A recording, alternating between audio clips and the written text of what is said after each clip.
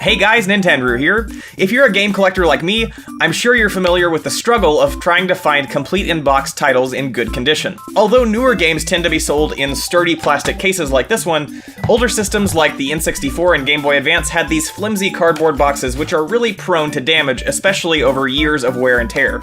Whether you're looking to improve the value of your current collection or just trying to save some money by buying games in poor condition and restoring them yourself, today I'm going to show you some tips to make your old, damaged game boxes look as close to new as possible and keep them looking great for years to come. So, let's get to it.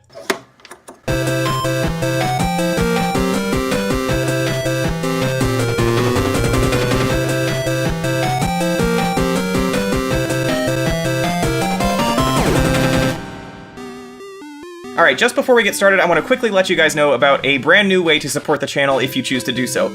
Under each video there is now a join button, and if you click that you'll be able to join the Nintendrew channel as a member. And what that gets you is you'll get early access to most of my new videos, you'll get access to member-only community updates, and some cool emotes for use during our live streams. So if that sounds like your sort of thing and you'd like to support the channel, make sure to check out that membership feature down below. Okay, so our first step in the restoration process is going to be to improve the box's overall structure. In this case, I'm going to be working with this Mario Party 2 box. It looks like it's been crushed a few times and is a bit worse for the wear, so we're going to try to breathe some new life into it. First things first, make sure you remove all the contents of the box, get the game out of there, and make sure you've removed all the manuals. And next you just want to unfold the box from its ends and flatten out the whole thing so it's just basically one flat sheet of cardboard.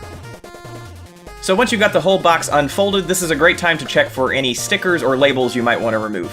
And the way we're going to do this is you just want to get a heat gun or a regular hair dryer and hit the sticker with that hair dryer for a few minutes in order to heat up that adhesive just enough to where you can start to peel back that sticker without damaging the cardboard underneath. With a little bit of patience and persistence, you should be able to peel those stickers right off.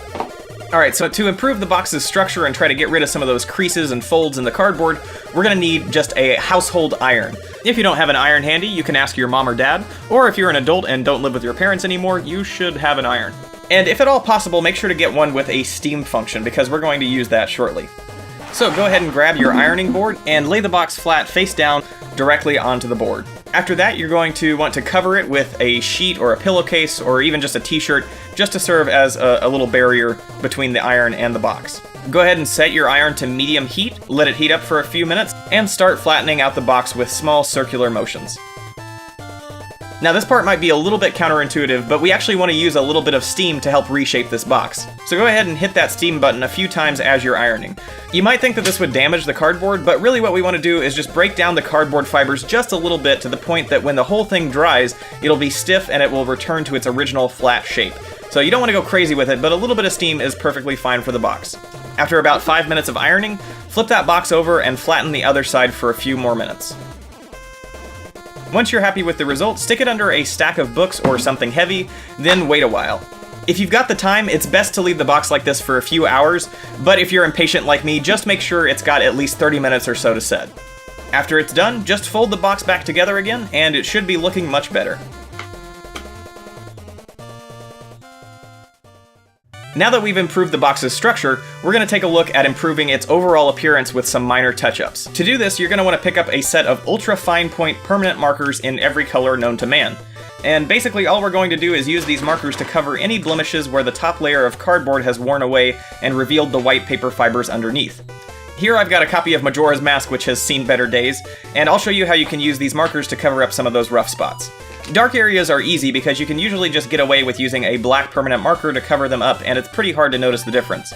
For areas which are a bit more detailed, just grab an appropriately matching color and lightly tap the end of the markers to the exposed fibers. You don't need very much pressure at all because that exposed cardboard layer will soak up the ink from the pen very easily. With a little bit of patience, you should end up with a result like this. As a side note, this is also a great way to make minor touch-ups to game cartridge labels if you've got similar wear and tear. Again, for very small blemishes on dark labels, it's as easy as going over it with a black marker, but you can also tackle bigger problem areas with some precision and patience, like this copy of Castlevania Legacy of Darkness. It's not going to be absolutely perfect, but it is a great way to hide some of that damage and improve the game's overall value. So once again, here's that Mario Party 2 box, and I'm just going to very carefully touch up the game's logo here on the side of the box. And there we go. Alright, finally, after we've improved the box's overall appearance, we want to make sure it's going to stay looking great for years to come. So I would recommend you pick up some game box protectors. You can grab these from eBay or Amazon, but for what it's worth, I've had a great experience ordering from videogameboxprotectors.com. They have protectors for tons of different systems, and if you order in bulk, you can get them for under $1 a piece. Well worth the price tag. When you receive them in the mail, they'll come flat like this, and you just want to fold them together just like your game box, and insert the box from the side. This will serve two purposes. Of course, it'll protect the game from accidental damage if you happen to drop or otherwise mishandle the box, but it will also help to reinforce that structure and hide minor folds and creases. So, with your newly restored game box and an appropriate box protector, it should look great alongside the others on your shelf. Okay guys, that's about it for this video. Thank you so much for watching, and I really hope you learned something along the way.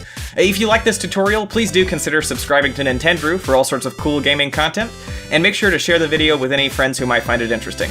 Otherwise, I'll see you next time. Bye! Hey guys, thanks again for watching and for making it all the way to the end of the video. As I mentioned in the beginning, there is a new membership feature on YouTube. If you want to check out that join button below the video, you can support the channel that way. And of course, I've got links to all my social media in the description below if you'd like to join the community in that way. Otherwise, I'll see you next time. Take care.